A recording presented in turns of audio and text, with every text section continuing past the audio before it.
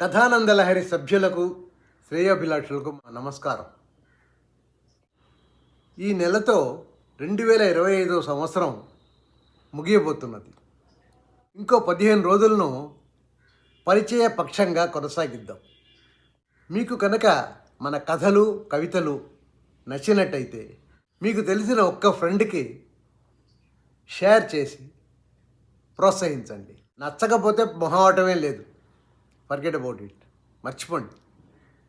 2026 కొత్త సంవత్సరానికి కొందరు కొత్త మిత్రుల పరిచయం పెంచాలన్నదే మా ఉద్దేశం. ఇట్లు మీ చిరావురు మదన్ మోహన్. నమస్కారం. ఇది కథా కథానందలహరి, ఇది కమ్మని కథల లాహిరి, కమ్మని కథల లాహిరి, ఇది కమ్మని కథల లోహిరి. కథానందలహరి సభ్యులకు శ్రేయోభిలాషులకు నమస్కారం. ఈనాటి కథ అప్పగింతలు. రచన చిరావూరు మదన్ మోహన్, సమర్పణ భువనేశ్వరి గోపీనాథ్. ఆడపిల్లకి అప్పగింతలంటేనే అందరికన్నా అధికంగా స్పందించేది ఆమె తండ్రి. కానీ అది ఎవరికీ బయటకు కనపడదు. అక్కడ ఆడవారి కన్నీళ్లు కౌగలింతలే తప్ప ఆ కన్నతండ్రి మనసులోని బాధలను బహిరంగంగా ఎవరూ చూడలేరు. అభిజ్ఞాన శాకుంతలంలో కాళిదాసు దీన్నే శకుంతలని పెంచి దుష్యంతుడి దగ్గరకు పంపే తరుణంలో కర్ణుడి నోట చెప్పిస్తాడు. పెంచిన తండ్రి పిల్ల అప్పగింతలకు పంపే మా వంటి సర్వసంగ పరిత్యాగులకే ఇంత బాధగా ఉంటే సంసారంలో కూరుకుపోయిన తల్లిదండ్రులకు ఈ విరహ తాకిడి ఎంత తీవ్రంగా ఉంటుందో గదా అని అభివర్ణిస్తాడు. కుసుమ రామదాస్ దంపతులకు ఒక్కతే కూతురు. ఆమె అంటే రామదాస్కు పంచ ప్రాణాలు. అతని మిత్రులు నెత్తి నోరు మొత్తుకొని ఎంత చెప్పినా వినకుండా తమ ఊరి కాలేజీని వదిలి మంచి కాలేజ్ అని పక్క ఊరి కో ఎడ్యుకేషన్ ప్రైవేట్ ఇంజనీరింగ్ కాలేజీలు చేర్చాడు. మొదటి 2 సంవత్సరాలు బాగా చదివి మంచి మార్కులతోనే పాస్ అయింది కుసుమ. 3వ సంవత్సరం స్పోర్ట్స్ అని కల్చరల్ ప్రోగ్రామ్స్ అని కాస్త అటెండెన్స్లో వెనకబడ్డా చదువులో బాగానే మార్కులు సంపాదించింది. క్యాంపస్ ఇంటర్వ్యూలలో కూడా తనకి 3-4 కంపెనీలు సెలెక్ట్ చేస్తే తనే ఏ కంపెనీలో చేరాలో సెలెక్ట్ చేసుకున్నది.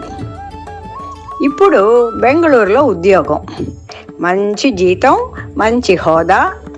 రామదాస్ దంపతులు సంతోషంగా ఆమెను పంపారు. ప్రేమ అనేది యువతీ యువకులకు పుట్టకూడదు. పుడితే అది ఎక్కడ పుట్టి ఎటు నుంచి ఎటు పోతుందో, ఆ ప్రేమికులకు కూడా ఎటు తీసుకెళ్తుందో ఎవ్వరికీ తెలీదు. ప్రేమించే వాళ్ళు ముందు నిజాలు దాస్తారు, ఆపై అబద్ధాలు చెప్తారు. అడ్వెంచర్ అనుకొని తప్పులు చేసి తప్పటడుగులు వేస్తుంటారు. కుసుమ విషయంలో అదే జరిగింది. మిత్రులు మిత్రురాళ్ల ప్రోత్సాహంతో కాలేజ్ కల్చరల్ గ్రూపులో జార్జ్ అనే ఓ సీనియర్ని ప్రేమించింది. బెంగళూరులో ఇంటికి తెలియకుండా లివింగ్ టుగెదర్ అని 6 నెలలు అతనితో గడిపింది. సుమకు ప్రమోషన్ మీద ఆస్ట్రేలియా పోస్టింగ్ వస్తే వెళ్లే ముందు రహస్యంగా మిత్రుల సలహా ప్రకారం జార్జిని రిజిస్టర్ మ్యారేజ్ కూడా చేసుకుంది, ఇంట్లో వారికి తెలియకుండా. కంపెనీ వాళ్ళ కాళ్ళ వేళ్లాబడి జార్జ్ కూడా ఆస్ట్రేలియాకి పోస్టింగ్ వేయించుకున్నాడు. ఈ విషయాన్ని మెల్లిగా ఆస్ట్రేలియాకి వెళ్ళి తన తల్లిదండ్రులతో చెప్దాం అనుకున్న కుసుమ ప్లాను తలకిందులైంది. రిజిస్ట్రార్ ఆఫీస్లో తండ్రి మిత్రుడి ద్వారా ఈ విషయం ఇంట్లో తెలిసిపోయింది. తల్లి తల్లడిల్లిపోయింది.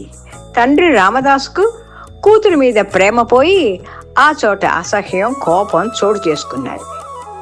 ఫలితం ఎయిర్పోర్ట్కి కూడా పోకుండా తమకు తెలియకుండానే అప్పగింతల ప్రక్రియ నుంచి తప్పుకున్నారు. ఏడాది తర్వాత కుసుమ దగ్గర నుంచి ఫోను. కాలం అనేది ఎంతటి రణాన్నైనా బాధనైనా నయం చేస్తుంది అన్న సిద్ధాంతం ప్రకారం ఈ దంపతులకు ఆమె మీది ప్రేమ అసహ్యం తగ్గి కోపం చల్లారి విసుగు మాత్రం మిగిలింది. హలో అన్న కూతురి గొంతు విని ఇప్పుడేంటిట అన్నాడు విసుగుతో రామదాసు. నాన్న, నేను నా కొడుకుతో ఇండియాకి వస్తే మన ఇంటికి రావచ్చా అని అడిగింది.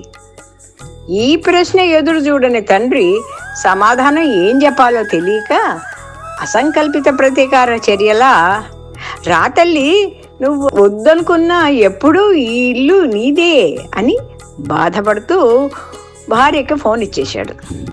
ఆమె కూతురు పురుడు సంగతి, బిడ్డ సంగతులు మాట్లాడి తమ పాత కక్షలు బాధలు మర్చిపోయి ఎప్పుడు కుసుమ బిడ్డని ఇంటికి తీసుకొని వస్తుందా అన్న ఆలోచనలో పడి వారి కోసం ఎదురు చూడటం మొదలుపెట్టింది. రామదాసు పై ప్రక్రియలన్నీ తన మనసులోనే అనుభూతి పొందాడు. మొత్తానికి ఆ దంపతులు అప్పగింతలకి బదులు ఎదురుచూపులకు సంసిద్ధం అయ్యారు. అప్పగింతలు. కథానిక, రచయిత చిరావూరు మదన్ మోహన్, సమర్పణ భువనేశ్వరి గోపీనాథ్.